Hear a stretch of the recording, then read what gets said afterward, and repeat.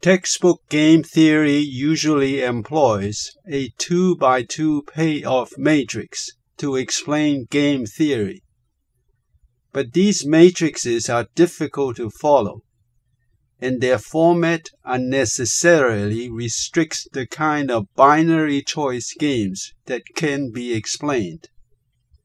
For example, a typical payoff matrix for a PD game may look like this, where the number represents cardinal payoff indexes, with high numbers indicating higher payoffs, and L represents the left choice, and R represents the right choice. But the meaning of this payoff matrix is more apparent if we extend it to a multi-party situation of n persons.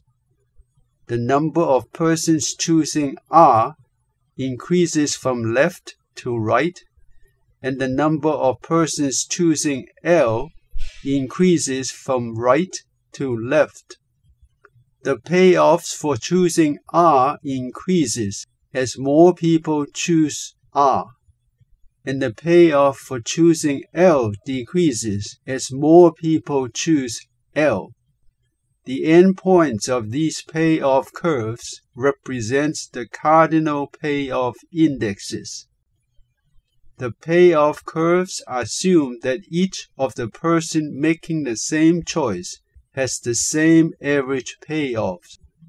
Plotted this way, it is very clear that choosing L is the dominant strategy.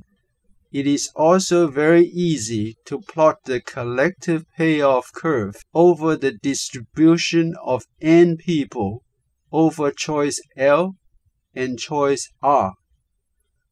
The collective payoff is simply the payoff for L weighted by the percentage of people choosing L, plus the payoff for R weighted by the percentage of people choosing R.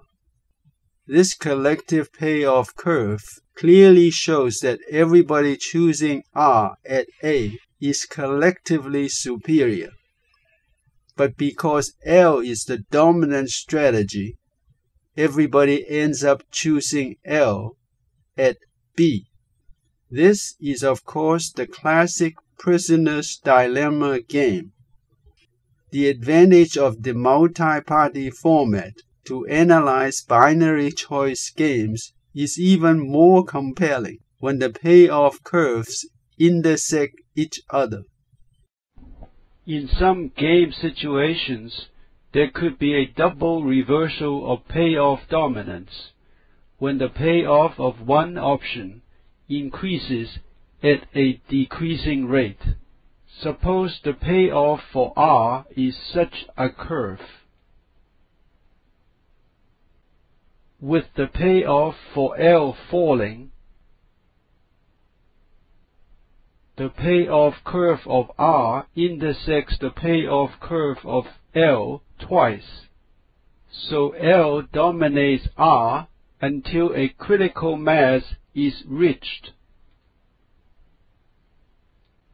After that, the mutual positive externality of choosing R attracts more people for that option.